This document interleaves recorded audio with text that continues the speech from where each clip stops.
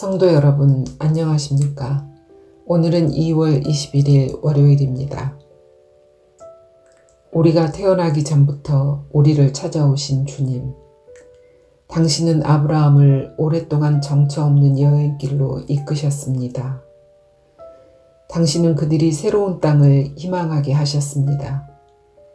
아브라함과 사라의 날부터 지금까지 당신은 그 누구도 상상할 수 없었던 후손과 나라와 미래와 가능성을 주고 계십니다. 우리는 이토록 놀라운 약속의 수신자이자 전달자입니다. 우리는 당신이 약속하신 선물과 기회와 소망을 엿볼 수 있는 경이로운 미래 가운데 오늘을 살아갑니다.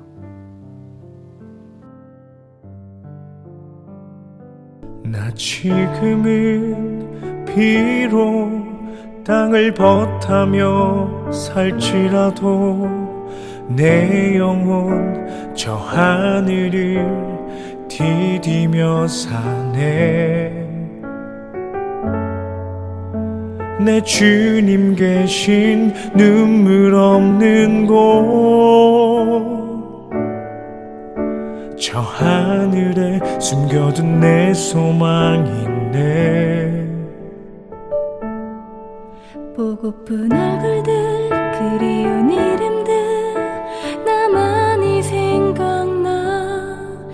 때론 가슴 터지도록 기다려지는 곳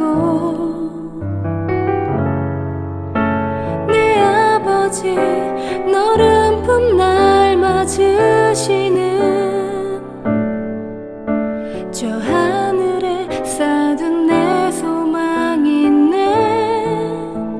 주님 그 나라에 이를 때까지 순례의 걸음 멈추지 않으며 어떤 시련이 와도 나 두렵지 않네. 주와 함께 걷는 이 길에.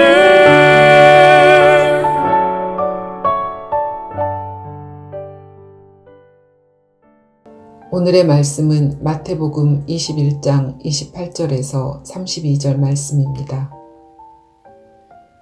그러나 너희 생각에는 어떠하냐?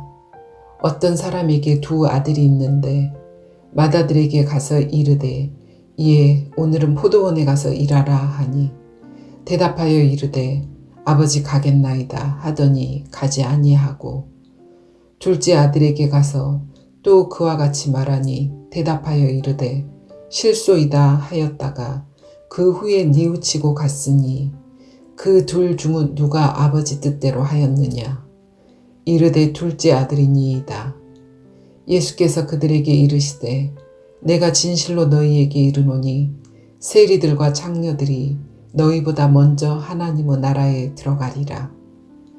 요한이 의의 도로 너희에게 왔거늘 너희는 그를 믿지 아니하였으되 세리와 창녀는 믿었으며 너희는 이것을 보고도 끝내 뉘우쳐 믿지 아니하였도다. 사랑하는 성도 여러분, 오늘 복음에 예수님께서는 어떤 포도원 농부에게 두 아들이 있는데 두 아들에게 포도원에 가서 일을 좀 하라 하는 말씀으로 시작하지요. 이 두 형제의 비유는 성경 전편에 종종 등장합니다. 창세기에 이미 가인과 아벨, 또 야곱과 에서 이야기 등 아마 이 유대인들에게 두 형제의 비유는 제법 익숙한 소재라고 보여집니다. 이 한 농부에게 두 아들이 있는데 큰 아들은 아버지가 포도원 밭에 가서 일 좀 하거라 하는 말에 내 아버지 하고 그 앞에서는 순종하였지만 실제로는 밭에 가지 않았습니다.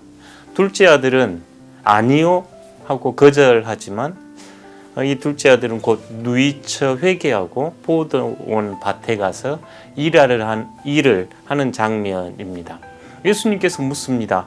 이 두 아들 중에 누가 아버지의 뜻에 합당하게 행한 아들이냐고 묻고 사람들은 둘째 아들입니다라고 대답하는 모습이지요.